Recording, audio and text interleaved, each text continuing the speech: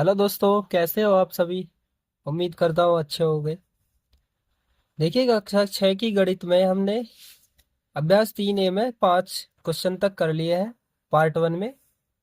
तो कक्षा 6 की गणित में छठे क्वेश्चन से स्टार्ट करने वाले हैं। इसको समझना सभी क्वेश्चन को। तो छठे क्वेश्चन में क्या कहा गया है। पूर्णांकों को ऊर्ध्वाधर संख्या रेखा पर दिखा सकते हैं, जिस पर ऊपर की दिशा को धनात्मक तथा नीचे की दिशा को ऋणात्मक माना जाता है। पार्श्वांकित संख्या रेखा देखिए और निम्नांकित प्रश्नों के उत्तर दीजिए। ये जो हमें दिए गए हैं ये पॉइंट, और यहाँ पर एक चित्र दिया गया है, ये देखिए, ये चित्र दिया गया है। तो इसके माध्यम से हमें ये पॉइंट जो है, जितने भी पॉइंट दिए गए हैं, इन सभी का उत्तर बताना है। तो हमने एक कॉपी पर भी बना लिया है, एक पेज पर, जिसके माध्यम से हम आपको समझाएंगे। देखिए, हम पहला पॉइंट क्या है इसमें, कि बिंदु ए बिंदु +7 है। तो ए बिंदु +7 दिखाना है। देखिए, ध्यान से समझना कि +7 ए बिंदु है। ये तो इसने बताया है कि +7 ए बिंदु है। तो कौन सा बिंदु -7 होगा। तो हमने यहाँ इसको समझाने के लिए, देखिए, हमने ये यहाँ पर कुछ भी नहीं दिया गया है। -7 कौन सी है, कुछ समझ में नहीं आ रहा, तो हम इसको आसान बनाने के लिए हमने ये ड्रॉ किया है। तो देखिए, बिल्कुल सेम ये दिए गए हैं, ये पॉइंट जितने भी है। देखिए, 0 इधर है, +7 तो ए पे था, तो -7 की पूछ रहा है। -7 पे क्या है, तो आप खुद बताएं, -7 पे क्या है, ई। तो बोलना क्या है कि कौन सा बिंदु होगा, -7 पर बिंदु ई होगा, बिंदु ई। तो ये इसका आंसर हो चुका है। ठीक है, आप समझ गए होंगे कि बिंदु ई कैसे होगा -7 पर।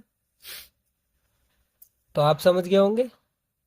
क्या हमने सॉल्व कर लिया है छठे का। अब देख रहा है ख को। बिंदु बी किस पूर्णांक को निरूपित करता है। तो बी बिंदु देखना है हमें। इस पे देखिए, बी बिंदु, ये देखिए बी है इसमें, और कहीं तो नहीं है। देखिए, ये कहीं नहीं है, और सिर्फ बी यहाँ पर है। तो बी बिंदु को देखना कौन सा पूर्णांक है। माइनस और प्लस और जीरो सभी को मिलाकर ये सभी पूर्णांक है। ये सभी के सभी पूर्णांक है। तो इधर के भी ये सब पूर्णांक है। तो बी बिंदु पर कौन सा है, -3। तो इसको क्या लिखेंगे कि बिंदु बी किस पूर्णांक को निरूपित करता है। तो बोलेंगे बिंदु बी -3 पूर्णांक को निरूपित करता है। लिख सकते हो, निरूपित करता है, या फिर लिखोगे बिंदु बी जो है -3 निरूपित करता है। कुछ भी लिख सकते हो आप। आपको समझा तो दिया है मैंने क्या क्या करना है इसके साथ। तो ये आपके समझ आ गए होंगे। अब देखिए गैप पॉइंट को देखते हैं ध्यान से। बिंदु बी का विपरीत बिंदु बताइए। विपरीत यानी उल्टा। और उल्टा कैसे हो सकता है, बी -3 है तो +3 जरूर चाहिए। विपरीत ये है, तो -3 का उल्टा क्या होता है, +3। तो -3 पर तो बी है, और +3 पर क्या होगा। देखिए, +3 पर क्या है, सी। तो +3 पर क्या है, सी। तो हमें लिखना है बिंदु सी। तो ये इसका आंसर हो चुका है। ठीक है, बिंदु बी का विपरीत बिंदु क्या है, बिंदु सी। अब देखिए घ को, छठे का घ। तो घ को करेंगे हम ध्यान से।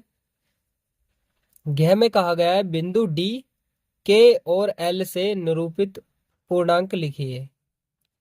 बिंदु डी का देख लीजिए पहले, डी का। तो डी पर क्या है, +5। तो बिंदु डी का तो होगा +5। ठीक है, +5 हो चुका है। और देखते हैं अगले पूर्णांक जितनी भी है। बिंदु के और एल, के और एल देखना। तो के तो नीचे है, -5। और के के बाद एल कौन सा है, एल +6। तो एक के बाद एक लिखेंगे। तो क्या लिखेंगे, -5 कॉमा लगा लीजिए, और +6। तो ये तो क्या हो गया, बिंदु डी का हो गया, ये के का हो गया, ये एल का हो गया। ठीक है, तो डी, के और एल, इन तीनों के हमने पूर्णांक लिख दिए हैं। तो ये इसका आंसर हो चुके हैं। अब समझेंगे अंगा को, जिसे अनाखाली बोलते हो आप। बिंदु डी के और एल के विपरीतों को बताइए। विपरीत क्या हो सकते हैं? तो 5 का -5, तो डी का तो के हो जाएगा, के का डी हो जाएगा।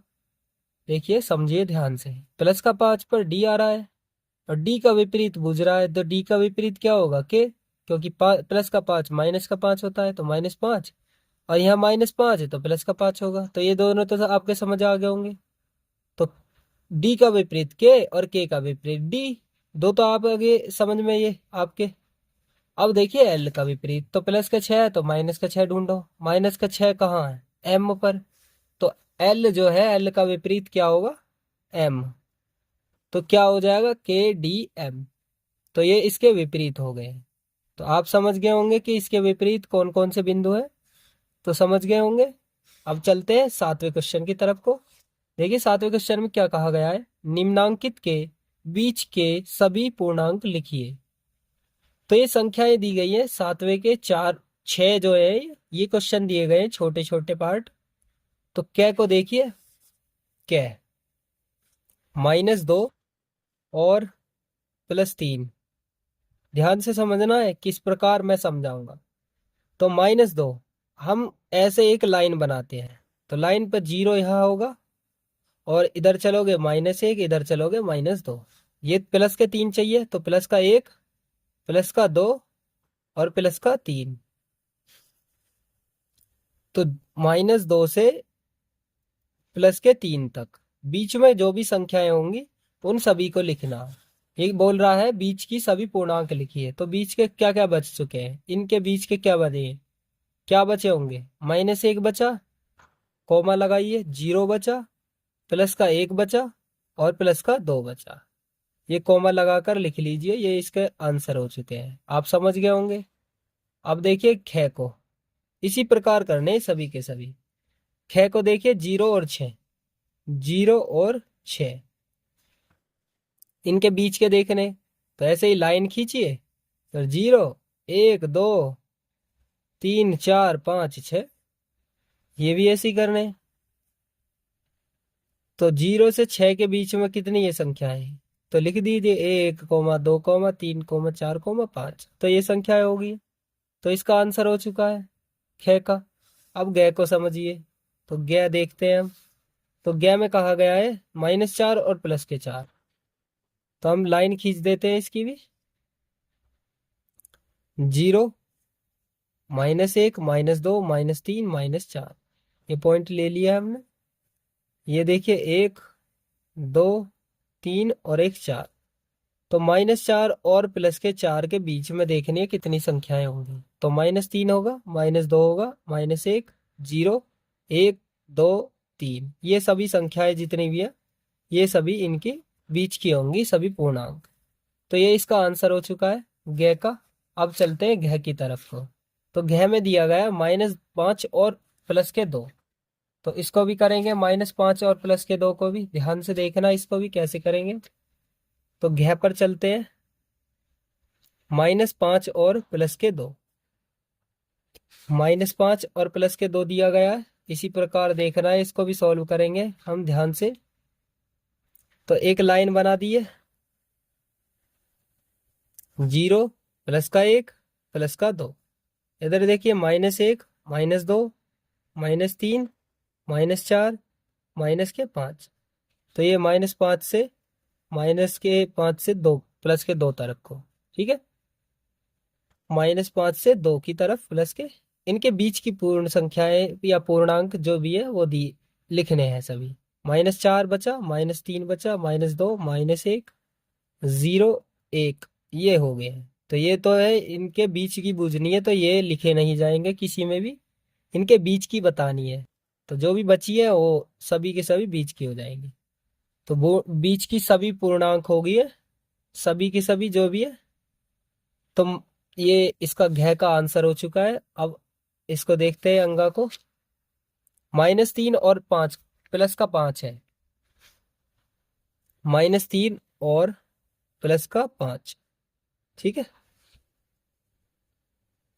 तो लाइन खींचिए एक, जीरो से -1 -2 -3, तो ये 3 आ गए। अब यहाँ चलना है हमें प्लस के 5, तो प्लस का 1, प्लस का 2, प्लस का 3, प्लस का 4, प्लस का 5। ठीक है।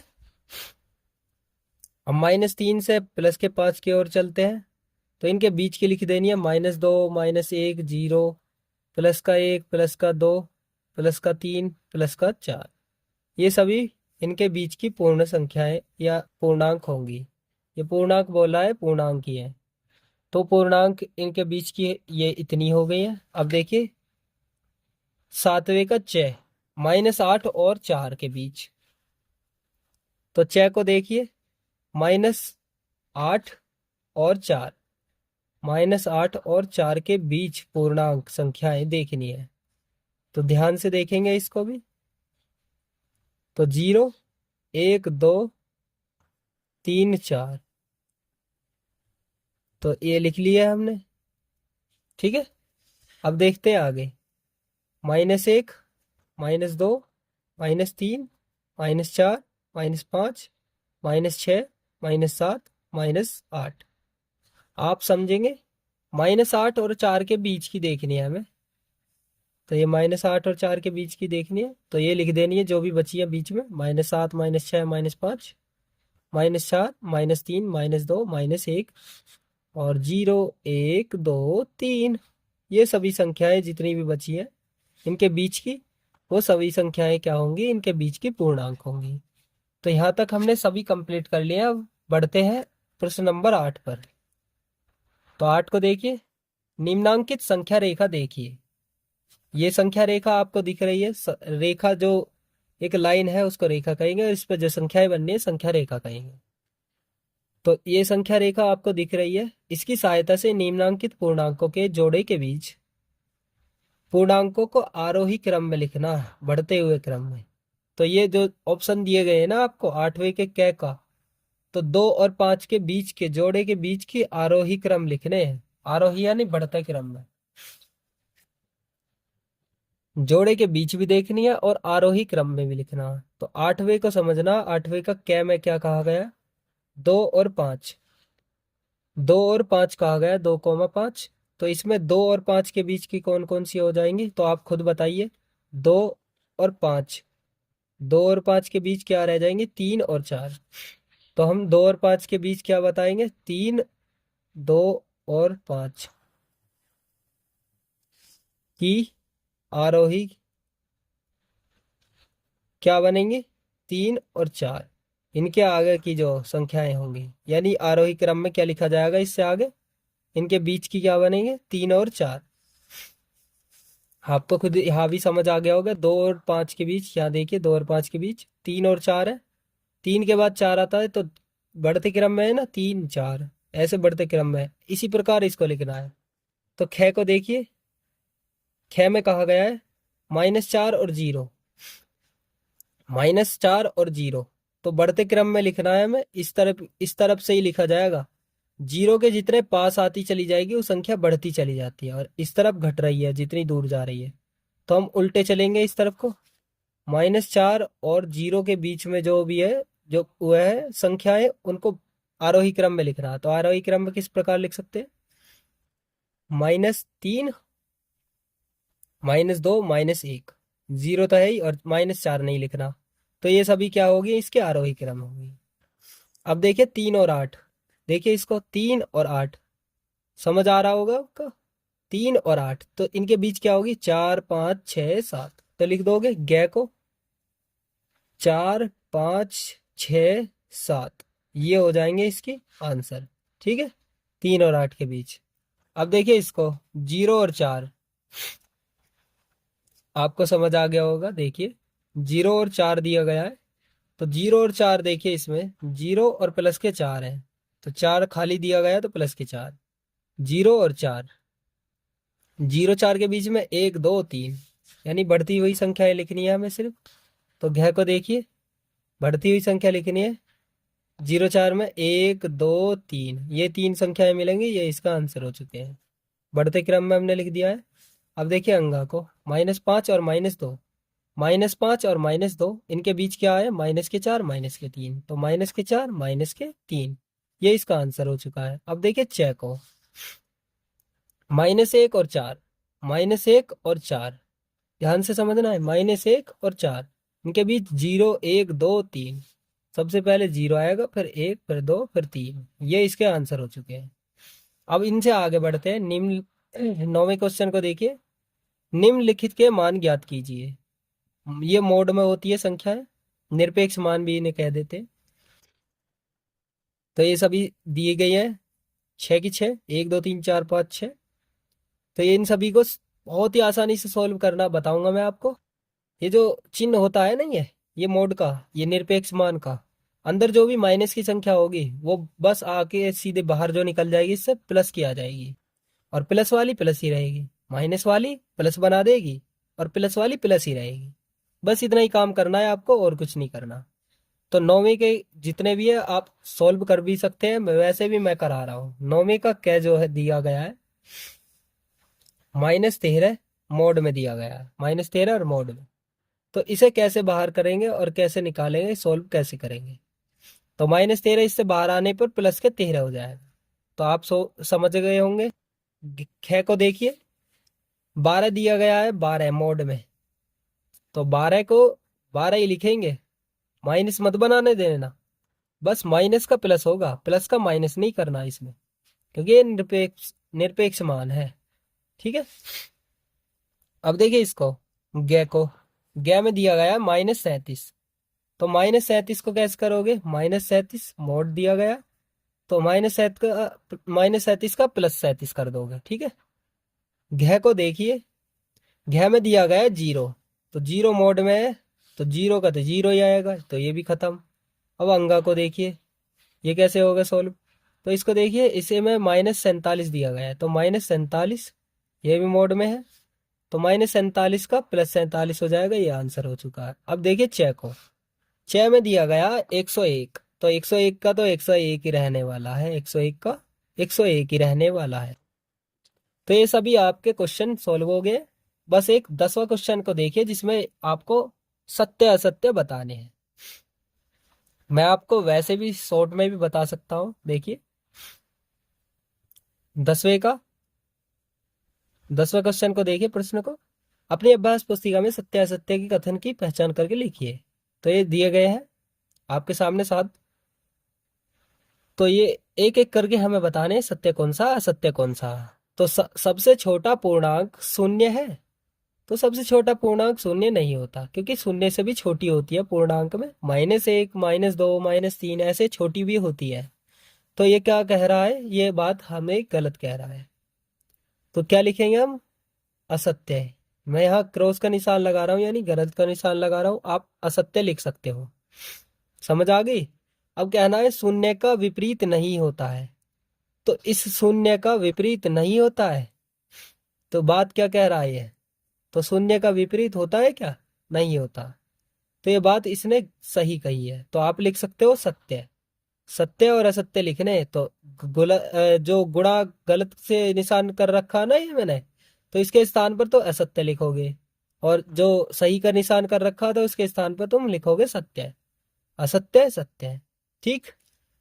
तो शून्य का विपरीत नहीं होता है। अब देखिए इन दोनों में -17 बड़ा है या -5 बड़ा, तो ये कह रहा है -17 बड़ा, और 0 से सबसे पहले 5 में कौन सा आएगा, सबसे पहले कौन आएगा, -5, और -17 बाद में आएगा। 0 से जितनी दूर होती है ना संख्या माइनस वाली, तो वो हमेशा छोटी होती है, तो ये छोटी संख्या है, और छोटी संख्या को बड़ा बड़ा बनाया गया है, बड़ा दिखाया गया, तो ये बात इसकी गलत है। ठीक है। बड़ी संख्या इस तरफ, अगर इस तरफ मुंह होता है इसका ऐसे, तब तो ये बात सही थी, अब गलत है, तो इसका मान गलत है ये। ठीक है, असत्य होगी ये बात। एक धनात्मक पूर्णांक अपने योगात्मक प्रतिलोम से बड़ा होता है। देखिए, धनात्मक प्रतिलोम योगात्मक प्रतिलोम से क्या बड़ा होता है, माइनस के, यानी योगात्मक प्रतिलोम है, ये धनात्मक प्रतिलोम है, तो ये तो 6 है प्लस का, ये माइनस का 6 है, तो कौन सा बड़ा है इन दोनों में से, तो यही। तो ये कह रहा है एक धनात्मक पूर्णांक, ये धनात्मक पूर्णांक है, अपने योगात्मक प्रतिलोम से बड़ा होता है। तो योगात्मक प्रतिलोम जो है ये -6 से 6 प्लस का ये बड़ा ना, तो ये बात सही कह रहा है। -6 छोटा है और +6 बड़ा है। अब देखिए इसको, एक ऋणात्मक पूर्णांक अपने योगात्मक प्रतिलोम से बड़ा होता है। ऋणात्मक कोई है पूर्णांक यानी -4 मान लीजिए, अपने योगात्मक प्रतिलोम से बड़ा होता है। तो अपने योगात्मक प्रतिलोम को देखिए, तो -4 का +4 होगा योगात्मक प्रतिलोम। तो -4 कोई इससे बड़ा है नहीं है, तो बात क्या कहोगे, गलत, यानी असत्य लिखोगे। अब देखिए शून्य एक पूर्णांक नहीं है। अभी हमने बताया था पूर्णांक क्या होते, पूर्णांक होते माइनस में भी होते और प्लस में भी होते हैं। 0 से स्टार्ट करो, ये प्लस के भी होते हैं माइनस के भी होते हैं, तो इसमें 0 भी आती है। तो ये कह रहा है कि शून्य एक पूर्णांक नहीं है, तो इसकी बात यह भी क्या होगी, गलत। तो आप समझ गए होंगे। अब देखिए शून्य का योगात्मक प्रतिलोम शून्य होता है। हाँ जी, शून्य का योगात्मक प्रतिलोम शून्य होता है। बस एक मान लेते हैं, वैसे इसका योगात्मक प्रतिलोम होता ही नहीं है। तो ये योगात्मक प्रतिलोम देखिए, तो इसका योगात्मक प्रतिलोम भी शून्य ही होगा। आप समझ गए होंगे। तो ये इसकी बात क्या है, सत्य। तो सत्य लिखोगे आप। तो यहाँ पर आपकी क्लास समाप्त होती है। उसके बाद मिलते हैं नेक्स्ट वीडियो में कभी। ये क्लास डी एंड हो चुकी है। अपने सभी दोस्तों को शेयर करें और मेरे इस चैनल को सपोर्ट करें। धन्यवाद।